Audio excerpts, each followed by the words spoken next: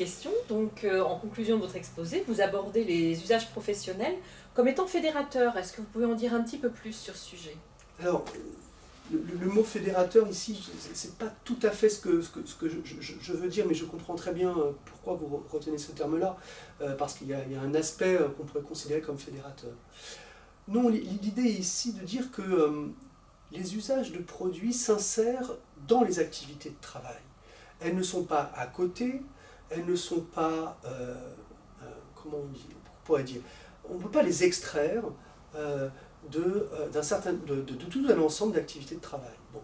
Et ces activités de travail, on les retrouve aussi dans les fonctions que peuvent avoir les usages de produits au travail, les usages professionnels de produits au travail. Ce qui veut dire tout simplement que les produits peuvent par exemple servir à fédérer ou à intégrer un nouvel arrivant au travail. C'est pas le produit qui est le problème. Le produit n'est qu'un élément, un des outils de l'intégration de nouveaux éléments dans une équipe. Bon, on peut le déplorer, on peut le regretter, mais si on suspend le regard normatif et le jugement moral sur ce type d'usage, on se rend compte que les produits sont là. Ils sont là non pas en tant que parenthèse dans le travail, mais comme partie prenante du travail. J'ai deux exemples. Le premier peut-être le plus significatif. Dans les entretiens que nous avons menés, un certain nombre d'entretiens ont été menés dans le cadre des activités du bâtiment, d'entreprise du bâtiment. Bon, j'ai longuement interviewé un responsable de chantier qui m'expliquait que la seule façon qu'il avait de faire de la prévention, c'est-à-dire de réunir l'ensemble des parties prenantes du chantier, les différents corps de métier qui interviennent sur le chantier, il ne pouvait le faire qu'autour d'un pot. Bon. Donc là, on voit très bien que l'alcool n'est pas un moment où on ne vient pas boire de l'alcool. L'alcool participe d'une activité qui est de l'ordre ici de la prévention. Ce même responsable de chantier me racontait à quel point fumer une cigarette, boire du café, dans certains cas aussi consommer de l'alcool, favorise en fait les relations entre les différents corps de métier présents sur un chantier. Donc il s'agit en fait, non pas de la fédération, mais de la coordination d'activités.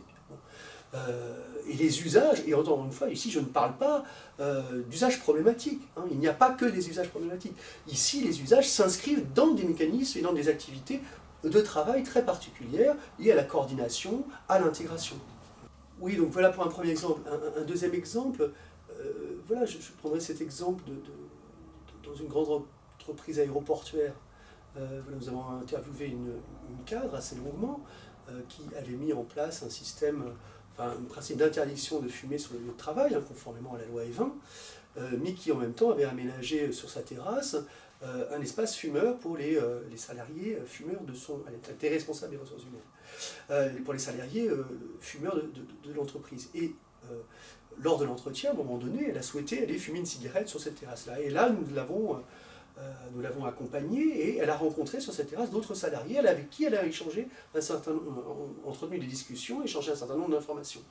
Et de retour dans son bureau, nous avons dit, mais c'est étonnant, la cigarette est interdite, mais on a l'impression que ce moment de cigarette a été un moment pour vous aussi de continuer, de prolonger le travail. Et c'est exactement ça, c'est-à-dire qu'elle s'est rendue compte à ce moment-là qu'effectivement, bien sûr c'était interdit sur le lieu de travail, mais que l'usage de la cigarette pouvait, pour elle, poursuivre ou entretenir des relations dans le cadre de son activité de ressources humaines, avec des salariés sur un autre mode, plus décontracté, des choses que l'on ne se dit pas forcément dans les bureaux, mais qu'on nous dit plus facilement en dehors, autour d'une cigarette. Donc là, la question n'est pas de savoir si c'est la cigarette qui est mauvaise ou non, mais la cigarette est un moment, cette pause cigarette est un moment pour continuer le travail d'une autre façon, pour mettre un peu de fluidité dans des relations interprofessionnelles qui peuvent être compliquées parfois. Merci beaucoup. Je vous en prie. Merci à vous.